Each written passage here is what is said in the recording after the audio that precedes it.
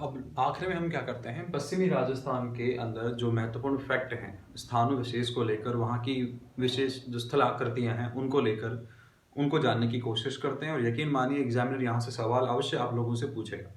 सबसे पहले बात करें कि पूर्णतः वनस्पति रहित स्थान कौन सा है, तो याद रखना कि एक ऐसा स्थान राजस्थान में जहां पर वनस्पति बिल्कुल भी नहीं है, पूर्णतः वनस्पति रहित स्थान है, तो याद रखना वो है जैसलमेर का समगांव। तो राजस्थान में जैसलमेर का समगांव वो क्षेत्र है जो वनस्पति रहित है, वहां पर किसी प्रकार की वनस्पति नहीं पाई जाती। आगे बात करते हैं लाठी सीरीज। तो देखो लाठी सीरीज क्या है, जैसा मैंने पहले लेक्चर में भी बताया था आपको कि एक भूगर्भिक जल पट्टी है कि रेगिस्तान के अंदर भी पानी आपको देखने को मिलता है, पानी की एक सीरीज है, एक पानी का अंतर प्रवाह है जो भूगर्भ के अंदर है, उसे हम क्या कहते हैं, लाठी सीरीज है। और खास बात क्या है कि ये जो भूगर्भिक जल पट्टी है जिसे हम लाठी सीरीज कह रहे हैं, पानी होने की वजह से इसके सहारे एक घास उत्पन्न हो जाती है जिसको हम बोलते हैं सेवन घास। कौन सी घास बोलते हैं, सेवन घास। तो लाठी सीरीज के सहारे सहारे जो घास उत्पन्न होती है उसी को क्या कहते हैं, सेवन घास कहते हैं। और सेवन घास को ही गोडावण की प्रजनन स्थली कहा जाता है। तो आपसे पूछा जाए कि गोडावण की प्रजनन स्थली है तो आप कहेंगे सेवन घास। और आप याद रखना सेवन घास किसे रिलेट करती है, तो आप कहेंगे ये भूगर्भिक जल पट्टी, जो भूगर्भिक जल सीरीज है, भूगर्भिक जल पट्टी है, लाठी सीरीज है, उसके पैरेलल है, तो जैसलमेर वाले इलाके में देखने को मिलेगी। तो सेवन घास क्या है, तो आप कहेंगे गोडावण की प्रजनन स्थली है और ये भूगर्भिक जल पट्टी के सहारे सहारे उत्पन्न होती है। अब सेवन घास को अगर काट लिया जाए और चारे के रूप में उसका इस्तेमाल किया जाए तो उसे लिलोन कहा जाता है।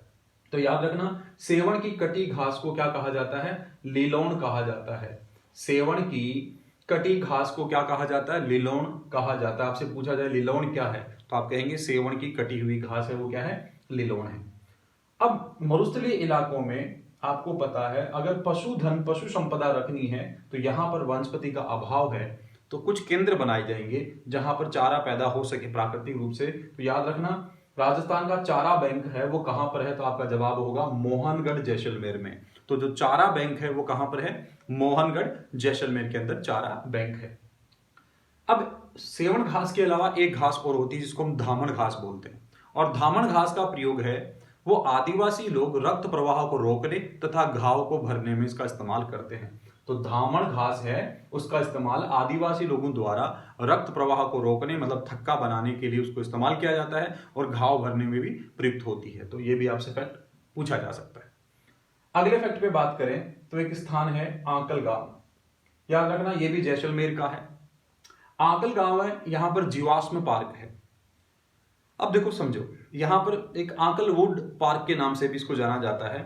तो ऐसा क्यों है, देखो विश्व का सबसे प्राचीनतम लकड़ी का जो अवशेष जहां से प्राप्त हुआ है, जीवाश्म जहां से प्राप्त हुआ है, वो जैसलमेर का आंकल गांव है। इसीलिए याद रखना आंकल वुड पार्क कहां पर है, तो कहेंगे जैसलमेर में है। यहीं पर जीवाश्म पार्क है क्योंकि यहाँ पे लकड़ी के प्राचीनतम अवशेष मिले हैं और यहीं पर हम देखेंगे मरु अभ्यारण्य भी यहीं पे है। तो आंकल गांव, जैसलमेर का जो आंकल गांव है, वहां पर लकड़ी के प्राचीनतम अवशेष मिले हैं, जीवाश्म मिले हैं, तो यहाँ जीवाश्म पार्क भी है और यही इसी की वजह से इसको क्या बोलते हैं, आंकलवुड पार्क भी बोलते हैं।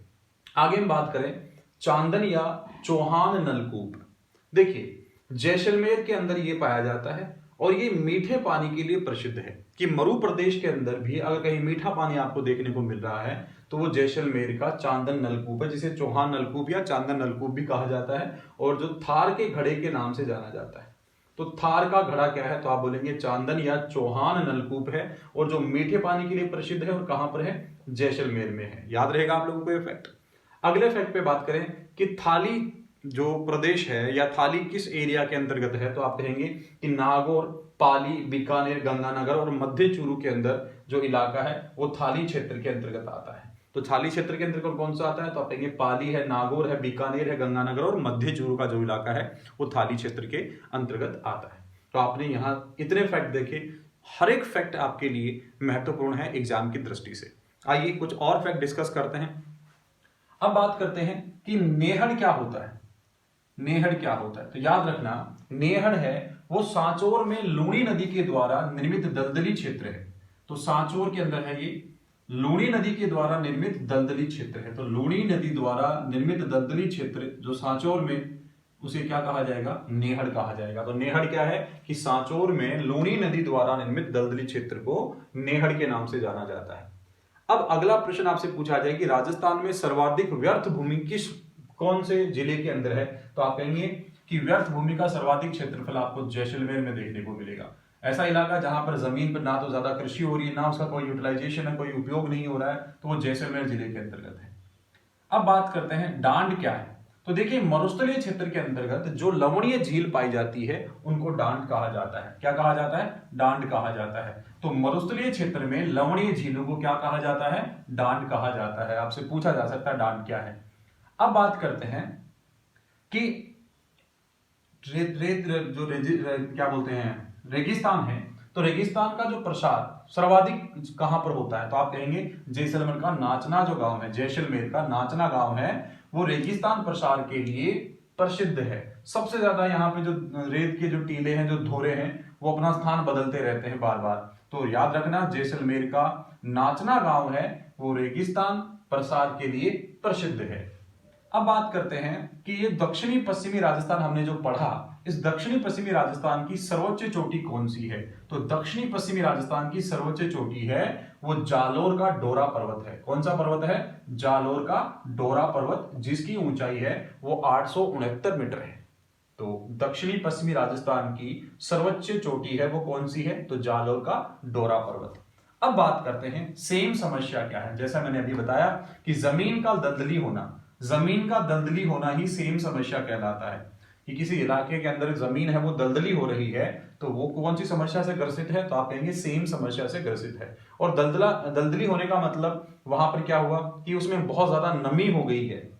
ठीक है, तो ये नमी कहां मिलेगी, जहां पानी का होगा। तो अब देखो कि जो नहरी क्षेत्र है वहां लगातार पानी जमीन को मिल रहा है, तो नहरी इलाकों में विशेषतया गंगानगर, हनुमानगढ़ और बीकानेर के अंतर्गत सेम की समस्या पाई जाती है, जमीन के दलदले होने की समस्या पाई जाती है। तो प्यारे विद्वान साथियों, राजस्थान के भौतिक स्वरूप को पढ़ते वक्त हमने पढ़ा पश्चिमी रेतीला मैदान, उसके विभाजन को पढ़ा, और अब हमने देखा कि पश्चिमी रेतीले मैदान से संबंधित कौन कौन से महत्वपूर्ण तथ्य हमें पता होना चाहिए जहां से प्रश्न बनता है। मैं उम्मीद करता हूं ये तमाम चीजें आप लोगों के लिए काफी महत्वपूर्ण रहेंगी, एग्जाम में आपको काफी हेल्प करेंगी।